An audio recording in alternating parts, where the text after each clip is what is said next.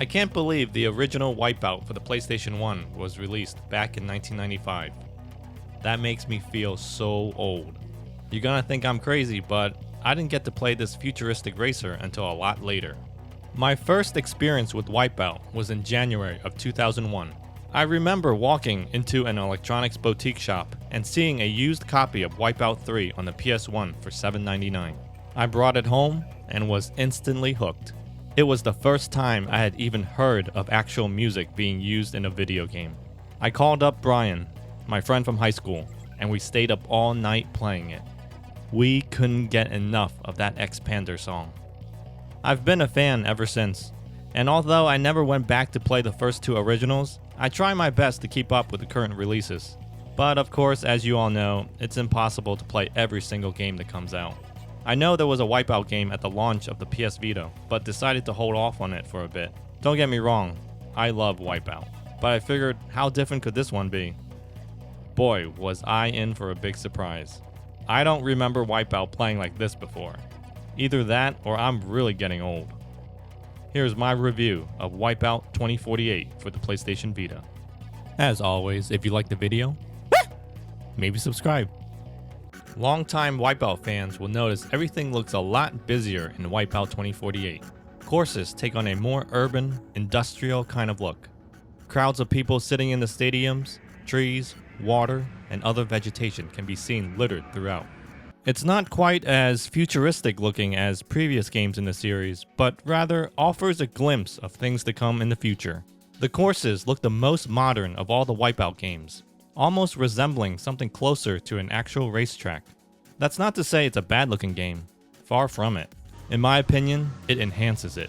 It has all the typical things you expect from a WipEout game, only this time, everything's been turned up to 11. Weapon effects are more violent and brutal looking than ever before.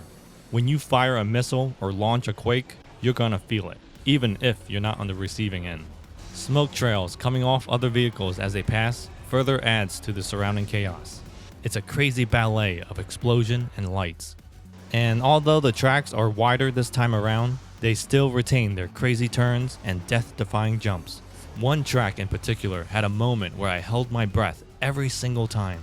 The game runs at 30 frames a second, but feels even faster for some reason. I only noticed a few drops here and there when the screen got really crazy, like during the combat races. Aside from that, this is one of the best looking WipEout games. A true technical showpiece for the PlayStation Vita. The entire menu system is handled via touchscreen. It's simple, elegant, and easy to use. Tap the event you want, and you're good to go. Controlling your ship should be familiar for those who've played WipEout in the past. You're given a classic WipEout setting where boost is set to the X button, with R and L acting as the right and left air brake. There's also a default setup, which is a little easier to use in my opinion. But for veterans, you'd want to stick with the original setup. Of course, there's also a touch and tilt option, allowing you to take advantage of the Vita's gyroscope functionality. This option allows you to turn your vehicle by tilting the Vita. I wouldn't recommend using this option. Aside from that, the standard controls are solid. No complaints here.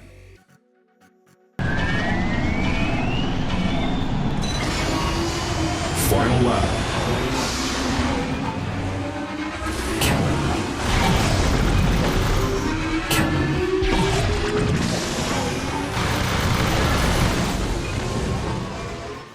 One of the best sound design ever put into a racing game, held back only by one annoying technical issue. I'll get back to that later. When compared to previous WipEout games, this is definitely the loudest. But that's a good thing.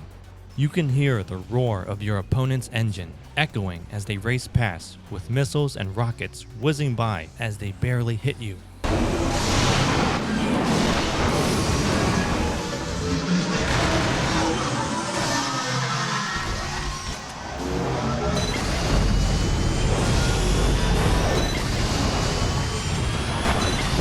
The sound of your air brakes hissing as you apply them, combined with the constant thud of running over a boost pad, will certainly keep your adrenaline going.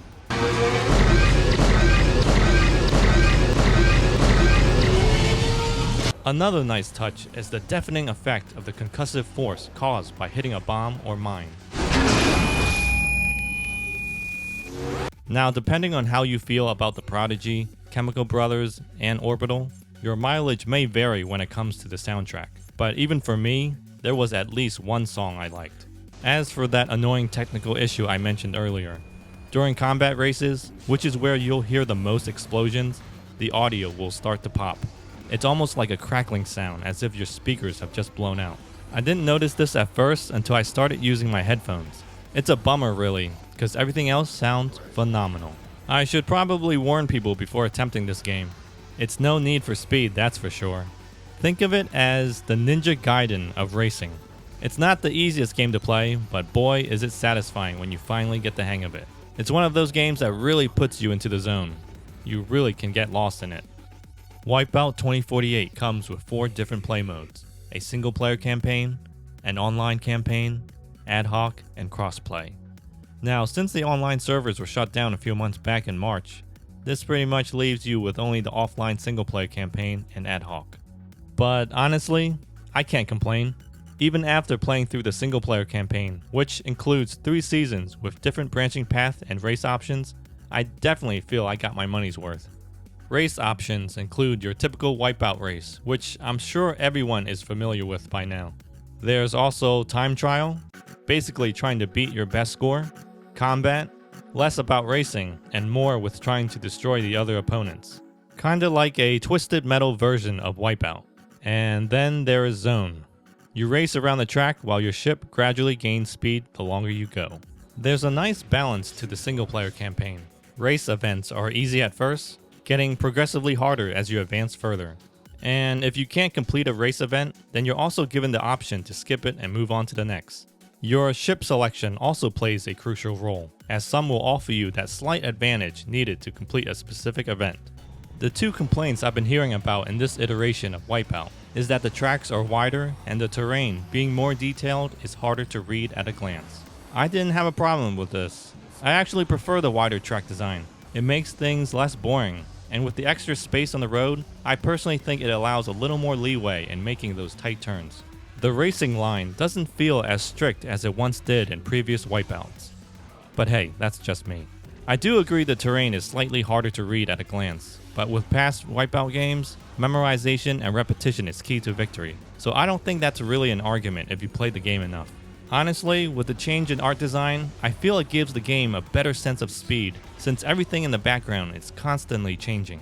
I would also like to mention a photo mode that you can mess around in. In theory, this sounded like such a cool idea, but the problem was in the execution. Every time you make an adjustment, for example, increasing the blur effect, you would have to wait for the effect to load.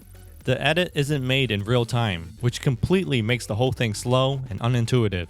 And while we're on the subject of slow, the loading between races are not that bad. It's been a while since this game came out, so I'm assuming there's been a patch to speed up the load time, because I didn't think they were very long at all.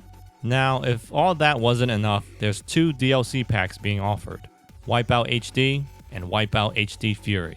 Both include additional tracks found in the PlayStation 3 versions, which you can now play on the PlayStation Vita.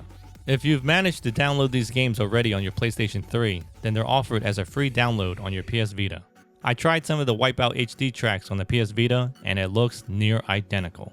But regardless of whether you download the DLC packs or not, the base WipEout 2048 game is enough to satisfy most fans of the series. I might not be the most hardcore WipEout fan out there, but this iteration is probably my favorite in the series. WipEout 2048 for the PlayStation Vita comes recommended.